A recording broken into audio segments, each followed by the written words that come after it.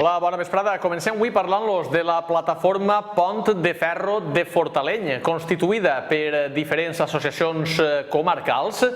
Pretén que aquesta infraestructura es repare i es posi en marxa com a via ciclista i de peatons.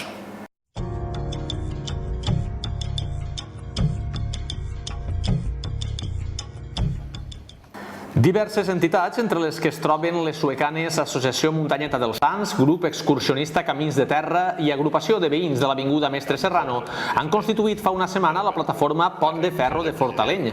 L'objectiu no és cap altre que aconseguir que aquesta infraestructura es repare i es posi en marxa com a via ciclista i per a vianants. Hem prescindit de moment de partits polítics i hem tirat mà a associacions, bàsicament excursionistes i lúdiques, tant de Sueca com de Corbera i de Llaurí. Tenim ja Associació Muntanyeta dels Sants, Camins de Terra, i això són de Sueca, més Amics de la Muntanya de Llaurí i el voluntariat medioambiental de Corbera.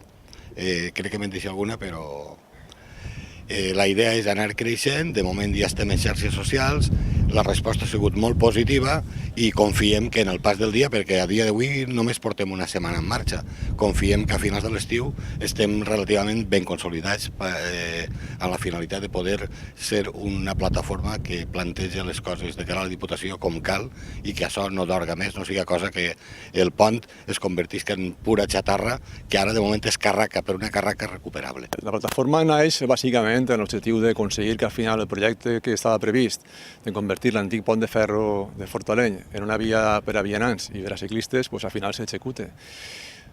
Nosaltres pensem que des que el 2010 s'inaugura el nou pont sobre l'autovia i es tanca han passat molts anys. El 2011 la Diputació adjudica un projecte que justament té per objectiu redactar el projecte de convertir este pont de ferro en una via ciclista i per a vianants, i a hores d'ara, han passat uns quants anys ja, sabem que el projecte està pràcticament acabat, o almenys quasi acabat de pagar, però l'obra no s'ha vist per cap lloc i considerem que és una infraestructura avui en dia important per a la comarca, perquè garantiria una mobilitat sostenible, que és al final el que pretenem aconseguir a Xina. Aleshores, la plataforma naix per a recordar aquest compromís de la Diputació i de les administracions en aquesta mobilitat sostenible. Hem pensat en fer algunes mobilitzacions per a que se sàpiga. Per tot ja s'ha ficat una nota de premsa al Levante i també estem pensant en fer una reunió de ciclistes i vianants per així prop, que ja se dirà per setembre, el més segur, i donar-li tot el ressò que calga, perquè així al final el que es pretén és que se recuperi aquest pont per a que la gent el pugui disfrutar tant paisatgísticament com passant per ell en bicicleta o a peu, sense tindre el perill de ser atropellat per algun vehicle. Una de les coses que vam acordar va ser celebrar una reunió, sol·licitar una reunió en el diputat de Carreteres per plantejar-li la qüestió. Això no és una cosa que s'ha plantejat per ofendre a ningú. A veure, això el que se tracta és de recuperar el pont per a tots, un pont per a persones, sobretot això, perquè digueu-me ara per on podeu passar si aneu a peu de Fortaleny, de Riola o creuar el pont ara és impossible, tens que passar per una redona jugant-te la vida. Entonces, així hi ha un projecte que té fins i tot els fonaments, només falta ficar una passarel·la de ferro, és el que falta. Crec que deu de ser una de les coses més barates de tot el projecte que s'ha executat així i que simplement falta rematar-lo. Ja dic, no se tracta d'ofendre, sinó de comunicar-li a l'administració també que volem que execute els plans que ella mateixa pensava fer. Simplement això, recordar-los, que no s'olviden, perquè pareix que si la Ribera sempre ens obliden de tots, sobretot en qüestió d'infraestructures. Simplement reivindicar el que crec que ja s'ha plantejat i s'ha d'executar. Simplement sol·licitar l'execució per part de qui corresponga i ja està. Ja el dic, farem això de la reunió en el diputat de Carreteres, més a part totes les mobilitzacions i la publicitat que faci falta per tal que la gent es conscienciï un poc de lo bonic del projecte, o sigui, a nivell cultural, a més a nivell paisatgístic i a nivell pense que un poc també ecològic, de consciència un poc ecològica i més bé moderna, de mobilitat sostenible i de la importància de les persones i també les bicicletes davant dels cotxes, per exemple, reivindicar tot això. L'any que ve el pont complirà 100 anys.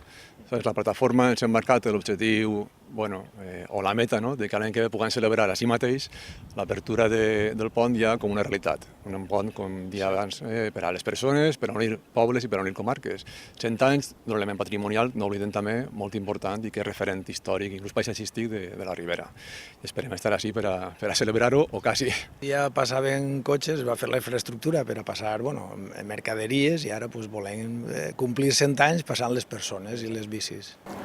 Este pont es va tancar al trànsit l'any 2010, quan es va inaugurar el nou pont d'obra que enllaça amb l'autovia A38. Des de llavors, el pont de ferro, declarat bé de rellevància local i que posseeix un elevat valor patrimonial i històric, ha estat abandonat i cada dia és més greu el seu estat de deteriorament. L'abril de 2011, la Diputació de València va adjudicar a la Universitat Politècnica de València la redacció d'un projecte per a la rehabilitació i condicionament com a via ciclista i de vianants del pont de ferro per un import de 71.000 euros i amb un termini d'execució de 10 mesos, del qual ja s'ha pagat prop del 80% del preu. A hores d'ara no se sap res del projecte ni si la Diputació es planteja l'execució de l'obra. Des de la plataforma consideren que és un projecte molt important per a la comarca i els seus habitants.